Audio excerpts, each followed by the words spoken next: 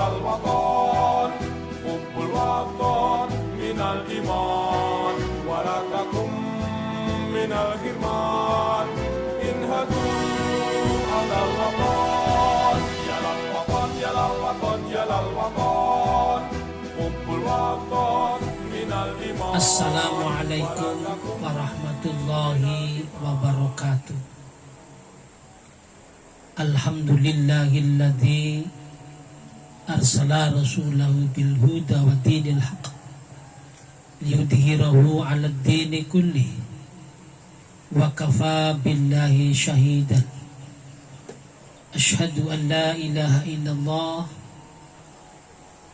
alladzi 'ala kulli syai'in qadir wa asyhadu anna Muhammadan abduhu wa rasuluhu alladzi arsala rasulahu bil huda arsalahu Allahu lin-nasi basyiran wa nadhiran wa da'iyan ila Allah bi'idhnihi wa sirajan munira. Salatan wa salaman ala sayyidina Muhammadinil Mustafa wa ala alihi wa ashabihi wa manittaqa. Qala Allahu fil Qur'anil Karim laqad kana fi Rasulillahi uswatun hasanatun liman kana yarjullaha wal yawmil akhir wa dzakarallaha katsiran. Amma ba'du. Yang terhormat keluarga besar MTS Manusia Aji Barang, Ibu Kepala Madrasah, Ibu Sutrimah, SE MPD, beserta Bapak dan Ibu guru dan karyawan, dan yang kami banggakan, siswa dan siswi MTS Manusia dari kelas 1, 2, dan 3.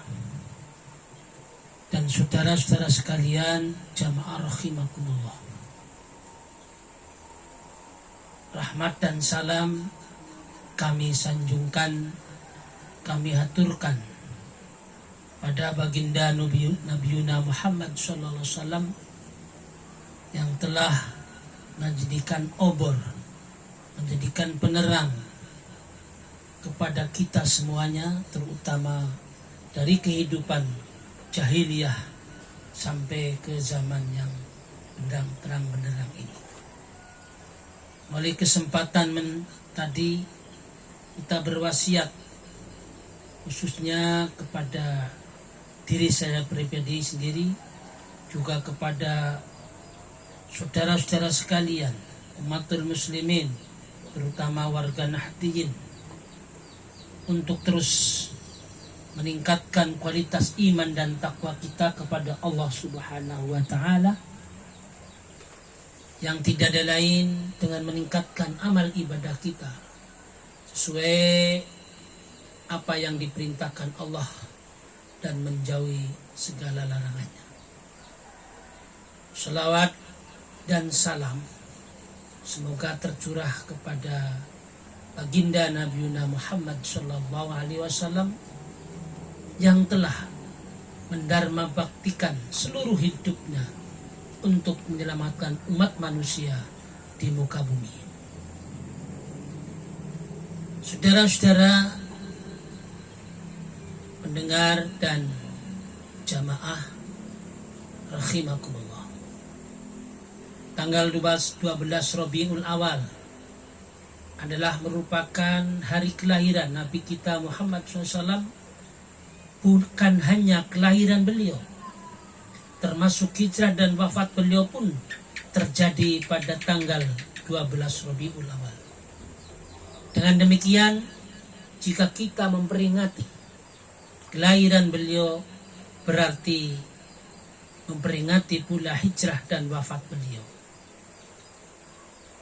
Sebagai umatul muslimin, kami berkeyakinan bahwa memperingati hari kelahiran beliau tidaklah bertentangan dengan syariat agama Islam. Karena Rasulullah sendiri juga memperingatinya. Hanya saja dengan cara yang berbeda, yakni dengan cara berpuasa di tiap-tiap hari kelahirannya. Sebuah hadis dari Abi Qatadah Al-Ansari menuturkan, ketika Rasulullah SAW ditanya sahabat, mengapa beliau melaksanakan puasa setiap hari Senin? Beliau menjawab, dzalika yaumun wulidtu fih wa bu'istu fih wa unzila alayya fih. Yang artinya hari itu atau hari Senin adalah hari di mana aku dilahirkan. Aku ditetapkan sebagai utusan Allah di dalamnya dan diturunkannya Al-Quran kepadaku di hari itu juga. Hadis riwayat Bukhari Muslim.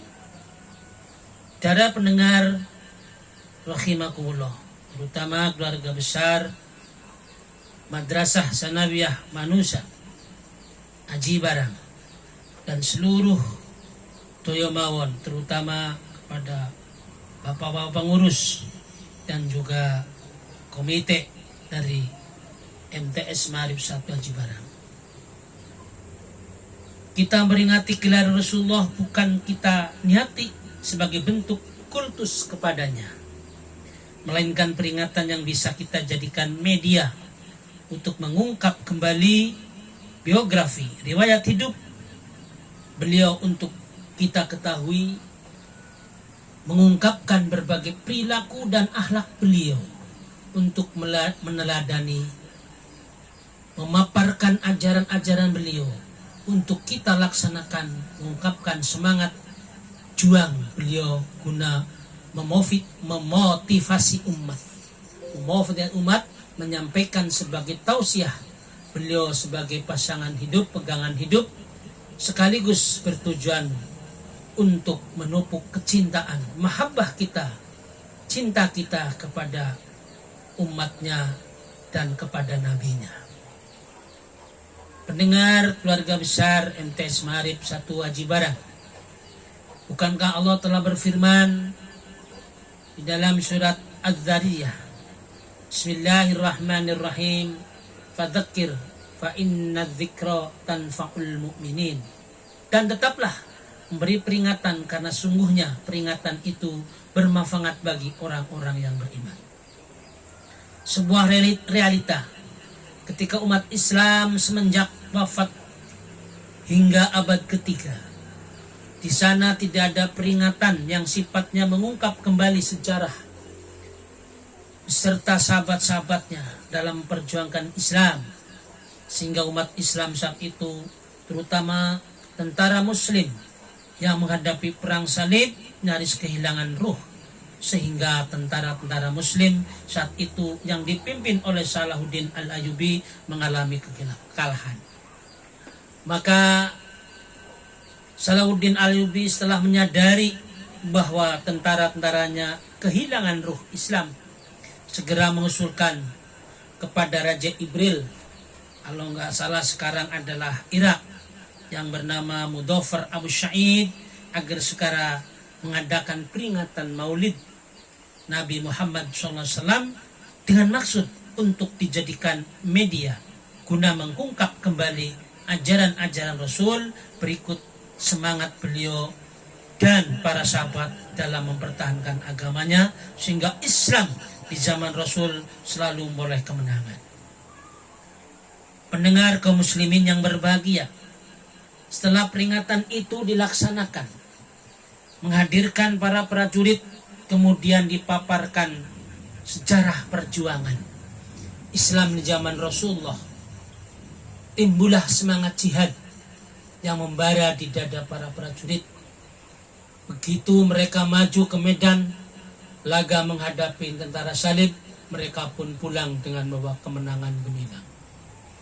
Itulah peringatan Maulid yang pertama yang didokumentasikan oleh Al-Hafidh Ibnu Diyah dalam bukunya At-Tanwir fi Maulidil Bashir Nadir. Untuk itu, dalam kesempatan ini terutama di hidup di zaman akhir seperti ini, perlu sekali untuk menggalakkan dan memperingati peringatan Maulid Nabi Muhammad SAW yang lahir di kota Mekah dari seorang ibu bernama Aminah binti Wahab pada hari Senin pagi 12 Rabiul Awal tahun Gajah, bertepatan dengan tanggal 20 April 571 Masehi. Bapaknya bernama Abdullah bin Abdul Muthalib, keturunan dari Nabi Ismail bin Ibrahim alaihissalam, lahir dalam keadaan yatim karena ditinggal bapaknya ketika masih dalam kandungan ibunya. Bahkan ketika Nabi Muhammad SAW umur 6 tahun, ibunya wafat ketika berziarah ke makam bapaknya Abdullah di kota Madinah. Dimakamkan di desa Abwa dekat kota Juhfah, 23 mil sebelah selatan kota Madinah. Dengan demikian Nabi Muhammad berstatus yatim piatu. Kemudian diasuh oleh kakeknya Abdul Muthalib. Namun setelah beliau umur 8 tahun 2 bulan 10 hari, kakeknya wafat. Kemudian diasuh oleh saudaranya bapak yaitu Abdul Muthalib. Dalam asuhan itu Nabi Muhammad tumbuh dewasa dan memperoleh berbagai pengalaman, sejak pengalaman di bidang pengembalaan kambing, perdagangan, bahkan peperangan. Dalam hal perdagangan, berbulan Nabi berdagang dengan sistem bagi hasil dengan para investor. Selanjutnya seorang investor Mekah yang bernama Khadijah, sebelum beliau menjadi istri Nabi, mengangkat Nabi Muhammad sebagai manajer untuk mengelola bisnisnya pusat perdagangan Habasyah di negeri Yaman, dan berhasil. Juga beliau beberapa kali memimpin ekspedisi perdagangan ke negeri Syria, Joras, Bahrain, dan semenanjung Arab dengan hasil yang demikian besar. Sehingga pada waktu itu nikahlah Nabi Muhammad dengan Ibu Khadijah Ummul Mukminin yang mas kawinnya sebanyak 20 ekor unta yang muda-muda. Kira-kira kalau kita dikuruskan dengan nilai kurs rupiah sekarang sekitar 400 atau 500 juta rupiah. Saudara pendengar dan sekalian, para siswa dan siswi, setelah melihat beliau mendapatkan tugas mulia dari Allah, yakni dirumatkan sebagai penutup para nabi dan juga para rasul, di umur 40 tahun beliau pun menekuni tugas menyampaikan dakwah Islamiyah dengan mengadakan rekomendasi total sejak masalah akidah, ubudiyah, muamalah, akhlakul karimah, dan lain-lain, dengan memberikan contoh konkret atau dengan kalimat uswatun hasanah sesuai dengan pernyataan Allah dalam Al-Quran. A'udzubillahi minasyaitonirrajim. Bismillahirrahmanirrahim. Laqad kana lakum fi rasulillahi uswatun hasanatun liman kana yarjullaha wal yaumal akhir wa dzakarallaha katsira. Sungguhnya telah ada pada diri Rasul itu sari teladan yang baik atau contoh yang baik bagi orang-orang yang berharap rahmat Allah dan kedatangannya hari kiamat, dan dia banyak menyebut Allah Subhanahu wa taala. Quran surat Al-Ahzab ayat 21. Dakwahnya beliau yang pertama dari orang terdekat, kemudian tutur tinular, meluas ke negara tangga, dan akhirnya mendunia. Luar biasa, kurang lebih 1/4 dari penduduk bumi dari berbagai benua saat ini telah memeluk agama Islam. Alhamdulillahirabbil alamin. Andaikan segenap umat Islam dari berbagai belahan dunia bersatu padu, tentu akan menjadikan semacam super power di dunia ini. Pendengar hadirin rahimakumullah, apa yang kami semuanya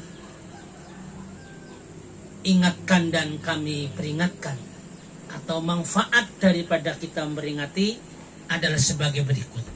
Satu, jelas adalah dengan akhlakul karimahnya. Kedua, secara ubudiyah jelas kalau kita tidak akan mungkin sama dengan apa yang dilaksanakan atau yang dikerjakan oleh Rasul. Karena Rasul adalah uswatun hasanah dari berbagai percontohan. Apa itu yang bersifatnya ibadahnya, amaliyahnya, akhlakul karimahnya. Tapi yang penting untuk kita adalah yang pertama, yaitu sifat-sifat beliau.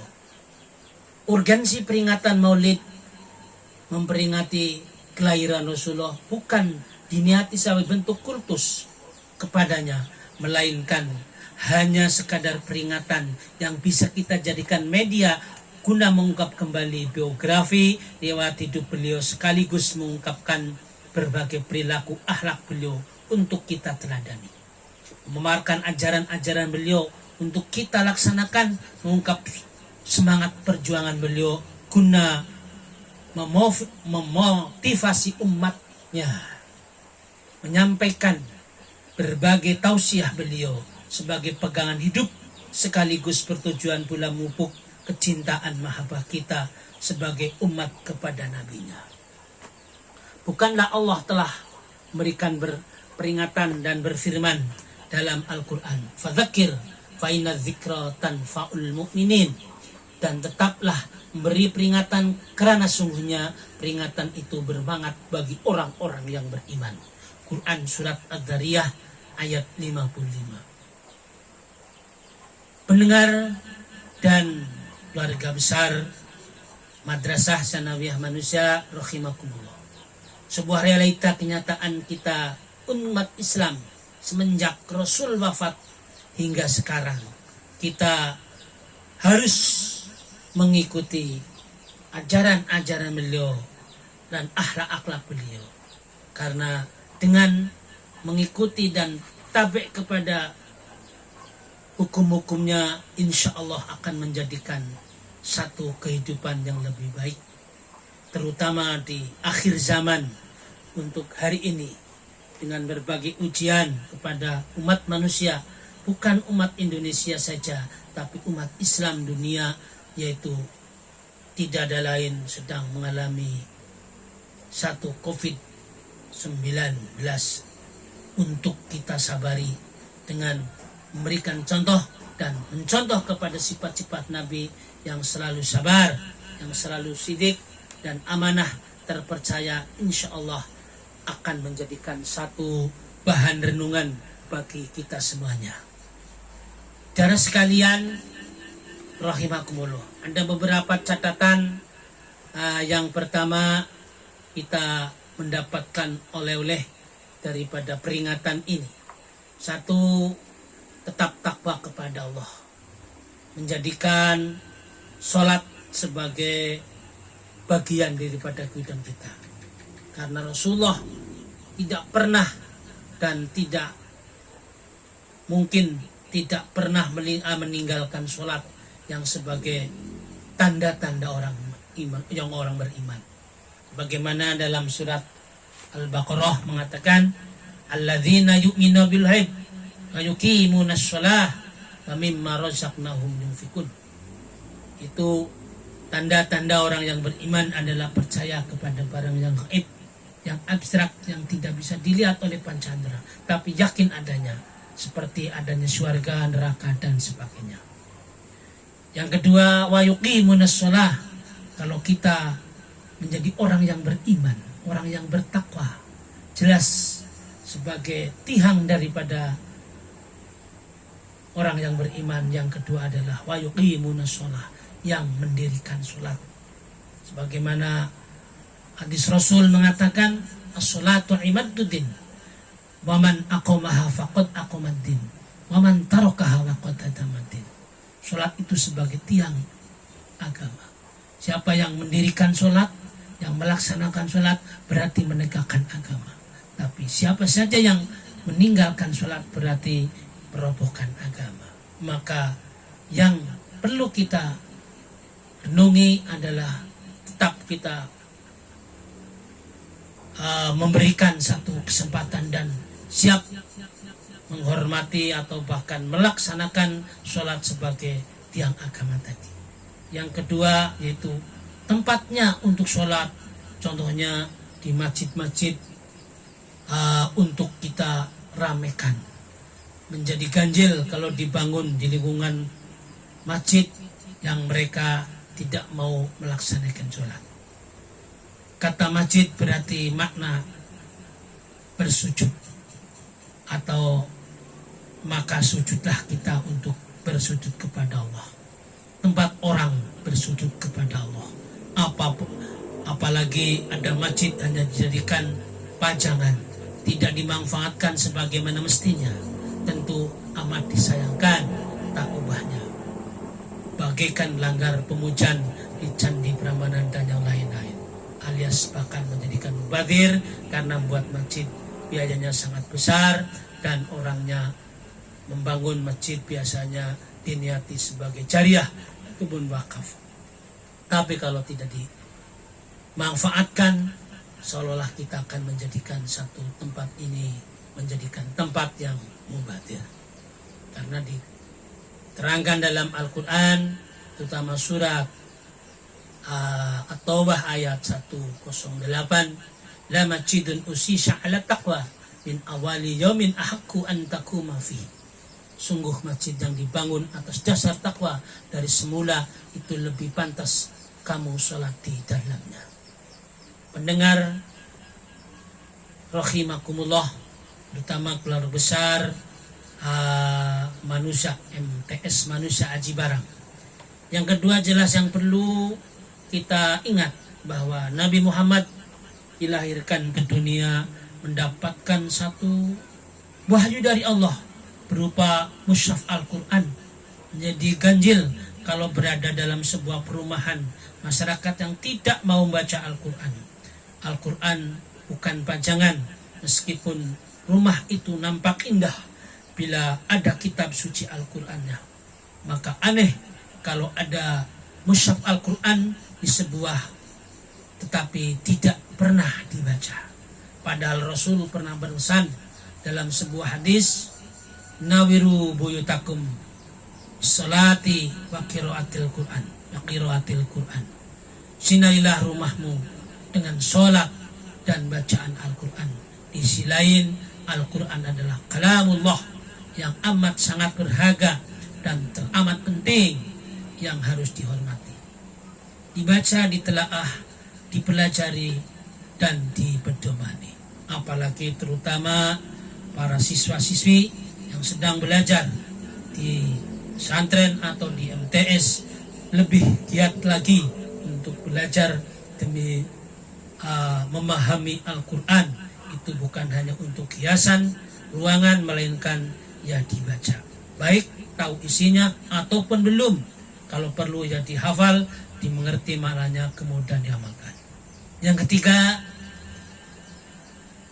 dari hasil kita meringati memahami Al-Quran menjadikan satu hal yang sangat harus diusahakan. Al-Quran memang mudah dihafal. Orang Islam termasuk oleh orang Islam yang fasik. Yang dimaksud orang fasik menurut Kamus Al-Munjid halaman 614 adalah orang yang keluar dari hak dan benar, termasuk orang yang menyepelekan terhadap hukum-hukum Allah. Untuk itu kita beristighfar yang banyak supaya kita tidak termasuk orang-orang yang fasik. Yang keempat, sebagai hasil daripada mencontoh pada Rasul adalah jadilah manusia, baik itu laki-laki atau perempuan, terutama perempuan, menjadikan manusia-manusia yang sholihah. Kejadian semacam ini biasanya karena campur tangan dari kita semuanya, para guru dan juga orang tua yang selalu membimbing kepada hal-hal ingkang baik, ingkang positif, ingkang sae, terutama menjadikan generasi kita generasi akhlakul karimah dan punya kemampuan agamanya. Padahal betapa sulitnya bentuk anak solihah sayangnya setelah terbentuk justru kita mendapatkan atau diarahkan tidak kepada jalan yang baik, tapi kadangkala juga ujiannya kepada yang penting punya teman atau rekan yang tidak membawa kepada kebaikan. Yang kelima, saudara-saudara sekalian yang kami hormati, bila menjadikan kita seorang laki-laki sebagaimana pesan Rasul, seorang pria soleh dalam memilih ketentuan atau memilih jodoh tentu dengan satu generasi yang soleh, yang solihah. Rasulullah memberi petunjuk, apa sayang kita sekali tidak selalu memilih yang diarahkan, kadangkala yang penting punya kemauan dan kesenangan bersama.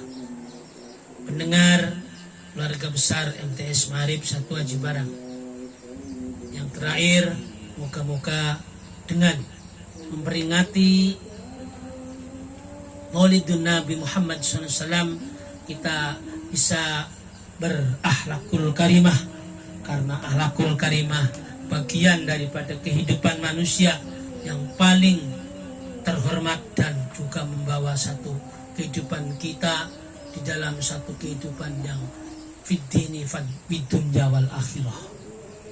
Pendengar rahimakumullah, dengan nilai-nilai sebagian yang kami terangkan dalam kesempatan ini membawa satu bimbingan kita untuk menjadi ummatul mukminin, terutama generasi kita warga Nahdien wa Nahdiyat yang selalu mengikuti tuntunan Rasulullah dan